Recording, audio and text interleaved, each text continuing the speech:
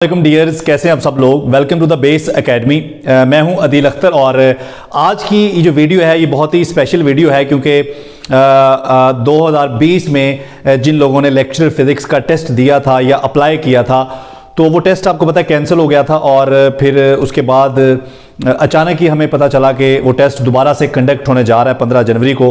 तो इस हवाले से मुझे बहुत सारे लोग पूछ रहे थे कि किस तरह से सर हम अब इन जो बाकी दिन बचे हैं उनमें किस तरह से तैयारी करेंगे। तो जैसा वीडियो का टाइटल है और वीडियो का थंबनेल है कि आप एक हफ्ते में लेक्चरर फिज़िक्स की तैयारी कैसे कर सकते हैं। तो सबसे पहली बात तो ये है कि अगर आप मुझसे पूछेंगे कि सर आप एक हफ्ते में तैयारी किस तरह से हम कर सकते हैं, तो सबसे पहले तो मैं कहूँगा कि यार ये बहुत ही स्टूपिड क्वेश्चन है। मैं तो खुद ऐसी चीज़ों से मना करता हूँ कि आप एक महीने में या एक हफ्ते में तैयारी नहीं कर सकते। जाहिर बात है कि हमारा जो सिलेबस है फिज़िक्स का वो बहुत ज़्यादा सिलेबस होता है, तो उस हवाले से हमें कम से कम 6 माह तो चाहिए होते हैं। ठीक ठाक तरह की तैयारी में हमें लग जाते हैं, वो भी अगर हम प्रॉपर टाइम दें।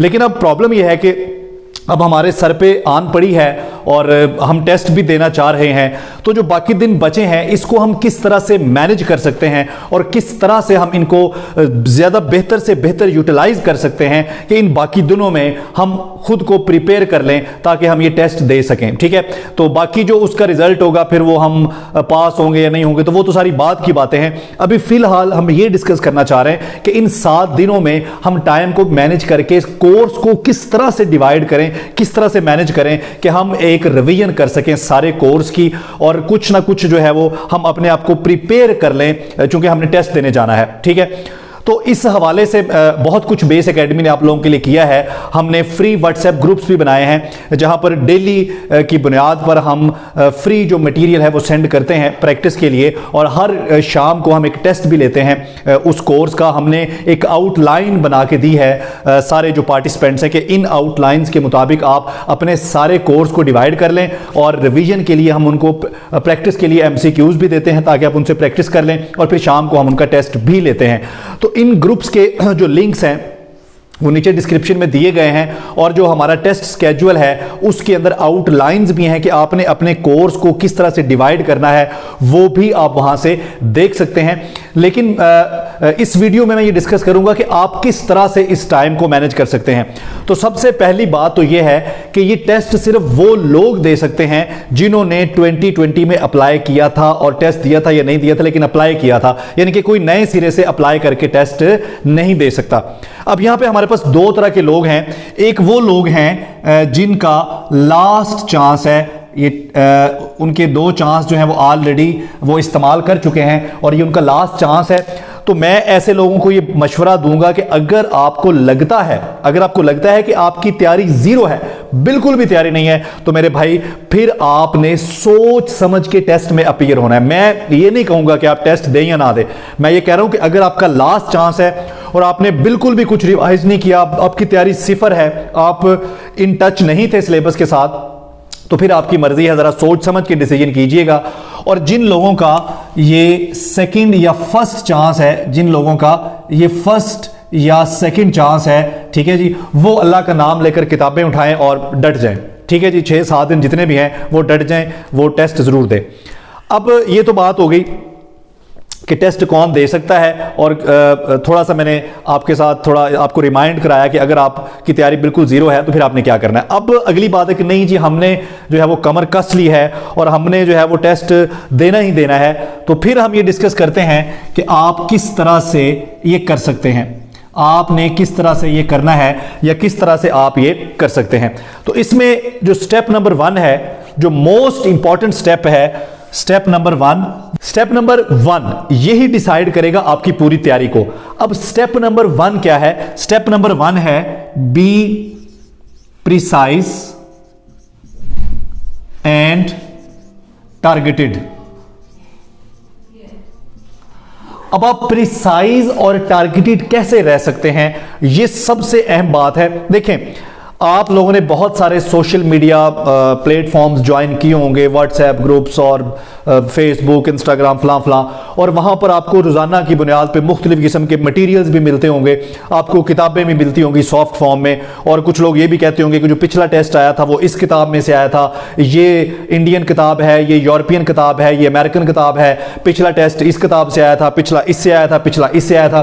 तो मेरे भाई ऐसी बातों में, ऐसे चक्रों में बिल्कुल भी आपने नहीं पड़ना। मैं आपसे कहूंगा कि आप कुछ दिनों के लिए, 6-7 दिनों के लिए सारे सोशल मीडिया आपके जो हैंडल्स हैं उनको बंद करके बैठ जाएं, बिस्मिल्लाह पढ़ें और घर में जो किताबें पढ़ी हैं, घर में जो आपके नोट्स पढ़े हैं उनको उठाएं और तैयारी शुरू कर दें। मैं बताऊंगा कि आपने तैयारी करनी कैसे है और इंशाल्लाह आप कर लेंगे। ठीक है, तो सबसे पहली बात है कि आपने प्रिसाइज रहना है, इधर उधर अपनी सोच को नहीं भटकाना, क्योंकि आप सोशल मीडिया खोलेंगे तो हर कोई कुछ ना कुछ नया शेयर कर रहा होगा। कोई कह रहा होगा जी इसमें से पेपर आ रहा है, कोई कह रहा होगा जी इस किताब में से पेपर आ रहा है, कोई कह रहा है जी। देखें, अगर किसी पेपर में कुछ एमसीक्यूज हैं जो किसी किताब से मैच कर गए हैं तो फिजिक्स तो वही है ना। अब जरूरी नहीं है कि वो किताब उठा के किसी ने पेपर बना दिया है। ठीक है, ये इस चीज के पीछे या इन चक्रों में ना पड़े कि मैं ये वाली किताब उठाऊंगा, यहां से एमसीक्यूज रट लूंगा तो जनाब पेपर मेरा हो जाएगा या इसमें आ जाएगा। नहीं, ऐसा नहीं करना। आपने कोर्स को रिवाइज करना है, तो इसलिए आपने क्या रहना है, प्रिसाइज रहना है और टारगेटेड रहना है। अपना टारगेट सेट करना है, इधर उधर नहीं जाना। आपने फजूल के जो नोट्स हैं, फजूल की जो सॉफ्ट फॉर्म में किताबें, उनको इकट्ठा नहीं करना, बल्कि आपने टारगेटेड रहना है। और वो टारगेटेड कैसे रहना है वही मैंने आपको समझाना है और वही मैंने आपको गाइड करना है। तो आपने क्या करना है जी, आपने नंबर 1, आपने जो आपकी इंटर की बुक्स हैं, एफएससी की बुक्स हैं, आपने वो उठा के अपने पास रख लेनी है। और नंबर 2, आपने HRK रेजनिक हैलिडे क्रेन की जो हमारी बुक्स है, ठीक है जी, बीएससी और बीएस लेवल्स की, इसका वॉल्यूम 1 और वॉल्यूम 2 दोनों उठा के अपने पास रख लेने हैं। और तीसरे नंबर पे आपने एमसीक्यूज की प्रैक्टिस के लिए कोई भी बुक जो आपके पास पड़ी है आपने वो उठा के अपने पास रख लेनी है। हम भी रोजाना की बुनियाद पर एमसीक्यूज की प्रैक्टिस के लिए रोजाना की बुनियाद पर मटेरियल अपने ग्रुप्स में सेंड करते हैं, शेयर करते हैं। ठीक है जी, लेकिन हमने डिवाइड कर दिया है 6 दिनों में कि आज आपने ये वाला जो कोर्स है रिवाइज करके आना है, उसके एमसीक्यूज हम आपको प्रोवाइड करेंगे। कल आपने फलां रिवाइज करना है, उसके एमसीक्यूज हम आपको प्रोवाइड करेंगे। तो आप वहां से भी प्रैक्टिस कर सकते हैं, हमारे मटेरियल से भी, जो फ्री होगा बिल्कुल। और इसके अलावा अगर आपके पास कोई बुक पड़ी है प्रैक्टिस के लिए तो आप वो बुक भी उठा के उससे प्रैक्टिस कर सकते हैं। तो ये आपने किस तरह से प्रिसाइज और टारगेटेड रहना है। ठीक है जी, उसके बाद आपको पता है कि जी सिलेबस तो इतना ज्यादा सिलेबस है। अब जी हम कौन कौन सा सिलेबस करें, क्या क्या चीज करें, कैसे कैसे करें, जरा मैं इस तरफ आता हूं। तो सबसे पहले हमारा एफएससी और बीएससी, हमने इसको तैयार करना है। अब एफएससी और बीएससी को तैयार करने के लिए हमारे पास जो सारा कोर्स है आपने उसको 6 हिस्सों में तकसीम कर लेना है। ठीक है जी, किन किन हिस्सों में तकसीम करना है, आपने उनको तकसीम कर लेना है जी, ऑसिलेशन एंड वेव्स, उसके बाद जी मैकेनिक्स, उसके बाद जी मॉडर्न फिजिक्स, उसके बाद जी इलेक्ट्रिसिटी एंड मैग्नेटिज्म, उसके बाद जी इलेक्ट्रॉनिक्स, और उसके बाद जी हीट एंड थर्मोडायनेमिक्स। इन 6 हिस्सों में आपने एफएससी और बीएससी वाला सिलेबस जो है वो डिवाइड कर लेना है। अब ये नीचे लिंक दिया हुआ है आउटलाइंस का, हमने एक आउटलाइन बना के दिया है कि मैकेनिक्स को रिवाइज करने के लिए आपने एफएससी के कौन कौन से चैप्टर रिवाइज करने हैं और रेजनिक से आपने कौन कौन से चैप्टर रिवाइज करने हैं।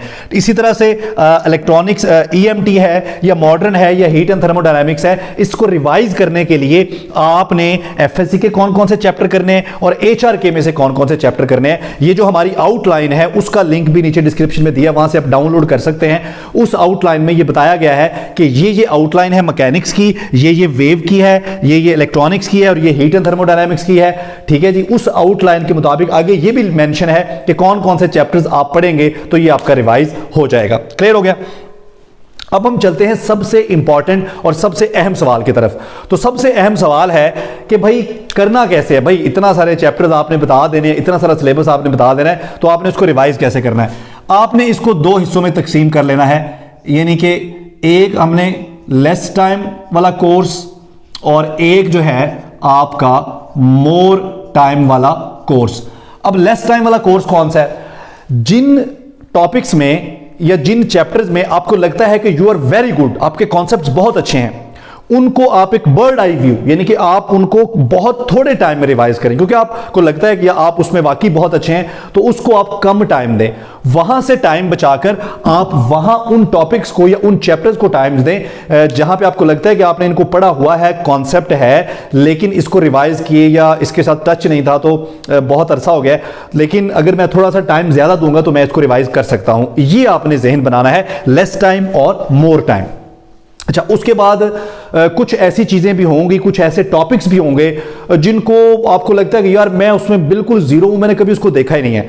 तो मेरा मशवरा यह है कि उन पे टाइम ज़ाया करने की बजाय आप उन टॉपिक्स को या उन चैप्टर्स को टाइम दे लें जिनमें आपको लगता है कि अगर आप टाइम देंगे तो आप उसको कवर कर लेंगे, ठीक है। उसके बाद चूंकि मैं चाह रहा हूँ कि शॉर्ट टाइम में मैं ये वीडियो बनाकर आपको सेंड कर दूँ, ज़्यादा टाइम आपका ज़ाया ना करूँ। तो उसके बाद जी नेक्स्ट हमारे पास है कि जी हमने एक टॉपिक को पढ़ना कैसे है, एक टॉपिक को रिवाइज कैसे करना है, वो तो बहुत टाइम ज़ाया होगा। देखिए मैं आपको एक बड़ा आसान सा फार्मूला बताता हूँ। आपने एक टॉपिक को 3 हिस्सों में तकसीम करना होता है। टॉपिक का जो सबसे पहला हिस्सा होता है, जहां से टॉपिक शुरू हो रहा होता है, टॉपिक की जो शुरू वाली 3-4 लाइनें होती हैं, इसे कहते हैं इंट्रोडक्टरी पार्ट। इसे कहते हैं जी इंट्रोडक्टरी पार्ट। इंट्रोडक्टरी पार्ट जो होता है ये आमतौर पर इंफॉर्मेशन पर मुश्तमिल होता है। ये आमतौर पर इंफॉर्मेशन पर मुश्तमिल होता है कि जी ये टॉपिक जो है, ये लॉ जो है, ये फलाने साइंसदान ने दिया था, ये फलाने ईयर में दिया था, ये एक्सपेरिमेंट जो है फला ईयर में हुआ था, इसने किया था, इसलिए किया था। तो इसका तल्लुक आमतौर पर इंफॉर्मेशन से होता है। इसको आपने कम से कम टाइम देना है और इंफॉर्मेशन को रट्टा भी मारना पड़ता है। उसके बाद आता है जी टॉपिक का मेन थीम। मेन थीम जो है उसमें टॉपिक की डेफिनेशन होती है, उसमें टॉपिक का जो मेन कॉन्सेप्ट होता है कि ये किस चीज के ऊपर बेस करता है। ये जो मेन थीम होता है ना, इसको अपने जहन में बिठाना है क्योंकि यहीं से आपका कॉन्सेप्ट बनेगा उस टॉपिक के बारे में, ठीक है। उसके बाद आ जाती है जी नेक्स्ट बारी इक्वेशन की। अगर उस टॉपिक में इक्वेशंस हैं, अब जारी बात है फिजिक्स में तो मोस्टली टॉपिक्स में इक्वेशंस हैं, हमने डेरिवेशन का तो हमें कोई फायदा नहीं है अभी, हमने कौन सा ये कोई ऐसे टाइप पेपर होना है, ये तो एमसीक्यू टाइप पेपर होना है, लिहाजा हमें डेरिवेशन की जरूरत नहीं है। उस डेरिवेशन के आखिर में जो इक्वेशन है, हमें उस इक्वेशन को रट्टा मारना है और ये समझने की कोशिश करनी है कि ये इक्वेशन कहां पर अप्लाई होनी है और अप्लाई करना कैसे है और ये इक्वेशन हमें बता क्या रही है, ठीक है। और सबसे आखिर में जो सबसे इंपॉर्टेंट है, हर टॉपिक के आखिर में अगर आप रेजनिंग हेल्डी क्रेन उठाएंगे ना, तो हर टॉपिक के आखिर में एक पैराग्राफ होता है। इस पैराग्राफ में उस टॉपिक से जो कुछ आपको हासिल हुआ होता है, जो रिजल्ट्स आपको मिले होते हैं, उनको डिस्कस किया होता है। और इस टॉपिक का ताल्लुक जो है वो किसके साथ होता है? इस टॉपिक का ताल्लुक होता है जी एप्लीकेशन के साथ। सॉरी, इस पैराग्राफ का ताल्लुक होता है एप्लीकेशन के साथ, यानी कि इस टॉपिक को आपने अप्लाई कहां पे करना है, कैसे करना है और इसके रिजल्ट्स क्या हैं। ये सबसे वेरी वेरी वेरी इंपॉर्टेंट, पूरे टॉपिक का जो निचोड़ है, पूरे टॉपिक का जो कह लें उसका जो लुब्बे लुबाब है, वो खुलासा है, समरी है, वो सारा कुछ यहां पर रिजल्ट के अंदर होता है। मोस्टली जो क्वेश्चन आते हैं वो एप्लीकेशन से आते हैं, इंफॉर्मेशन से कम क्वेश्चन आते हैं, लेकिन एप्लीकेशन कि आपने फला जो कॉन्सेप्ट है उसकी एप्लीकेशन कहां पे है, ठीक है जी, और उसको अप्लाई करना कैसे है, ये सबसे ज्यादा पेपर में क्वेश्चन आते हैं। तो इस पैराग्राफ को आपने बहुत ही गौर से पढ़ना है। मैं आपको एक छोटी सी मिसाल देता हूं। मसलन मैंने पढ़ा जी फोटो इलेक्ट्रिक इफेक्ट, मैंने पढ़ा कॉम्पटन इफेक्ट। अब कॉम्पटन इफेक्ट का जो मैंने एंड वाला पैराग्राफ पढ़ा ना, वहां पे लिखा हुआ है कि जी कॉम्पटन इफेक्ट जो है ये प्रूव करता है कि आपकी जो लाइट है उसकी पार्टिकल नेचर भी है, वेव नेचर के साथ साथ उसकी पार्टिकल नेचर भी है। और ये जो कॉम्पटन इफेक्ट है ये ना सिर्फ आपको एनर्जी के बारे में इंफॉर्मेशन देता है बल्कि मोमेंटम के बारे में भी इंफॉर्मेशन देता है, जबकि फोटो इलेक्ट्रिक इफेक्ट जो है वो सिर्फ आपको एनर्जी के बारे में इंफॉर्मेशन देता है। तो लिहाजा जो कॉम्पटन इफेक्ट है इसके जो रिजल्ट्स हैं वो ज्यादा कंप्रीहेंसिव हैं, ज्यादा बेहतर हैं, ज्यादा सपोर्ट करते हैं हमारी जो पार्टिकल थ्योरी ऑफ लाइट है या पार्टिकल थ्योरी जो है हमारी, उसको कि वेव्स जो है वो एज अ पार्टिकल भी बिहेव कर सकती हैं। तो ये मैंने एक छोटी सी आपको एग्जांपल दी। तो इस तरह से करके जो है आपने टॉपिक को जब पढ़ेंगे तो एक तो आपको ज्यादा बेहतर तरीके से पढ़ेंगे और थोड़े टाइम में आप उसको पढ़ लेंगे जी। तो अभी बात कर लेते हैं हम एमएससी के कोर्स की कि एमएससी में से हमें कौन कौन सा कोर्स जो है वो रिवाइज करना है। तो उसमें हमारे पास एक तो इलेक्ट्रॉनिक्स है जी, उसके साथ हमारे पास क्लासिकल मैकेनिक्स है, उसके साथ हमारे पास क्वांटम मैकेनिक्स है, उसके साथ हमारे पास एटॉमिक एंड मॉलिक्यूलर फिजिक्स है, उसके साथ हमारे पास सॉलिड स्टेट फिजिक्स है और उसके साथ हमारे पास जो है बेसिक जो हमारी पार्टिकल फिजिक्स है, ठीक है जी, वो है। अब सवाल ये कि ये तो इतना सारा कोर्स बता दिया आपने, तो कैसे इसको रिवाइज करेंगे? पहले तो आपने एफएससी बीएससी का भी जो है वो इतना सारा बता दिया। तो इसके लिए जो है अगर तो आप सुपरमैन है तो फिर तो आप यकीनन इसको कर सकते हैं, कोई मसला नहीं है। लेकिन हमने इन तमाम कोर्सेज से जो हमारे अपनी जो मेरा एक्सपीरियंस है उसकी बुनियाद पर हमने MCQs बनाए हैं, तो वो MCQs आपको दे देंगे प्रैक्टिस के लिए, जिससे आपकी जो है वो ये वाली प्रैक्टिस भी इंशाल्लाह हो जाएगी। अच्छा, आखिर में अब क्या है, इस वीडियो के नीचे डिस्क्रिप्शन में हमारे व्हाट्सएप ग्रुप जो हैं 1 और 2 ग्रुप जो है हमारा वो तकरीबन फिल हो चुका है। नीचे ग्रुप 3 और 4, 5 ग्रुप बना के उनके लिंक्स दे दिए गए हैं, वो आप जल्द से जल्द ज्वाइन कर लें। उन ग्रुप्स में हम डेली की बुनियाद पर जो डेटा है वो शेयर करते हैं, MCQs होते हैं प्रैक्टिस के लिए, और फिर शाम को हम उनका टेस्ट भी लेते हैं। तो मेरी आप सबके लिए दुआ है, हाथ उठा के दुआ है कि अल्लाह ताला आप सबको जो है वो कामयाब करे। जो जितनी ज़्यादा मेहनत करेगा अल्लाह ताला उसे कामयाब करेगा, क्योंकि वो जितनी ज़्यादा मेहनत करेगा उतना ज़्यादा उसको फल भी मिलेगा। तो अल्लाह ताला आप सबका हामी और नासर हो। बहुत शुक्रिया, अल्लाह हाफिज़।